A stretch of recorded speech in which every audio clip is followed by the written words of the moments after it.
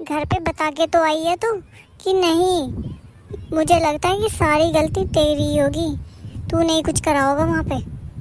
सबको ना सिर्फ मेरी गलतियां नजर आती हैं, उन लोगों की गलतियां ना किसी को भी नजर नहीं आती है। वो मुझे कैसे कैसे ताने मारते हैं, हर चीज पे कम से कम मुझे इतना बुरा भला बोलते रहते हैं। नहीं, पर मैं ही गलत हूँ, मेरी ही बातें गलत होती हैं।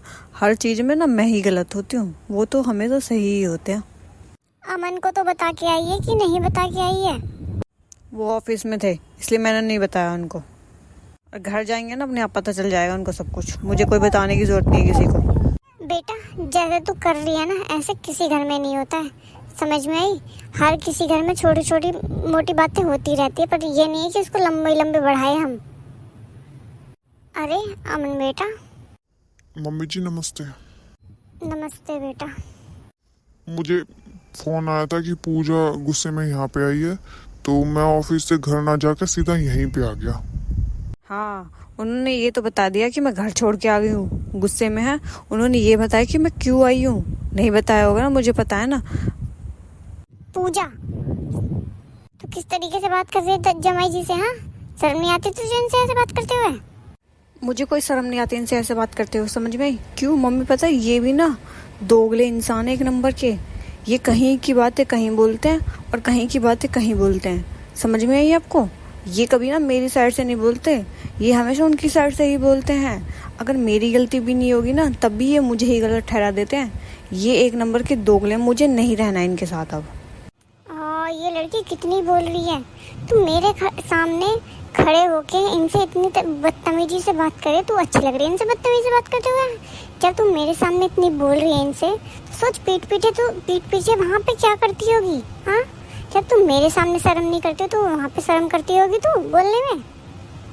हाँ मम्मी, आप भी ना मुझे ही गलत ठहराओ, इनकी नज़रों में और गलत ठहरा दो, कि ताकि ये और मुझे ये बोले कि तेरे माँ बाप भी तेरे नहीं, मेरे साइड से बोल रहे थे क्योंकि तू गलत थी।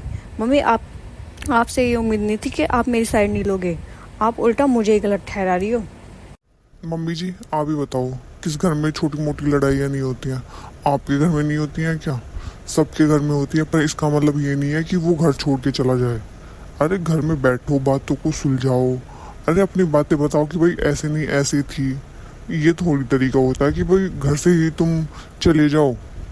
वो बिल्कुल ठीक कह रहे हैं, घर को बसाया जाता है, तोड़ा नहीं जाता है, समझ में आई? अगर समझदार जो बेटियां रहती हैं ना, वो अपने घर छोड़ के नहीं आती हैं, घर को वहाँ बैठ के बसाती है, सॉल्व करती है अपनी चीज़ों को। मम्मी बस अब बहुत हो गया, ना मुझे आपकी सुननी है ना मुझे इनकी सुननी है, अब मुझे किसी की भी नहीं सुननी है बस। अच्छा चलो ठीक है, बहुत हो गया ना। अब तुम दोनों में नहीं बन रही है तो एक ही ऑप्शन है, तुम दोनों ना तलाक ले लो। मम्मी जी आप क्या कह रही हो? ऐसा क्यों कह रही हो? आप तलाक थोड़ी ले सकते हैं हम। क्यों नहीं ले सकती हो तलाक? हाँ, जब तुम इनके साथ रहना ही नहीं चाहती, इनसे कोई रिश्ता ही नहीं रखना चाहती, लास्ट ऑप्शन बेटा तलाक ही है। अब तुम तलाक ही ले लो। पर मम्मी जी ऐसा कैसे हो सकता है? और हम दोनों ने ना लव मैरिज करी है मम्मी, लोग क्या कहेंगे? बेटा लोगों की परवाह मत करो, अगर तुम कुछ नहीं करोगे ना लोग तब भी कहेंगे। और रही बात लव मैरिज की, जब तुम्हारी आपस में बन नहीं रही है, तुम एक दूसरे को समझ ही नहीं रहे हो, ठीक है, और तुम्हारी चार कमरे में लड़ाई ना हो के सबके सामने लड़ाई हो, तो फिर उस लव मैरिज का क्या फ़ायदा जब तुम एक दूसरे के काबिल नहीं हो?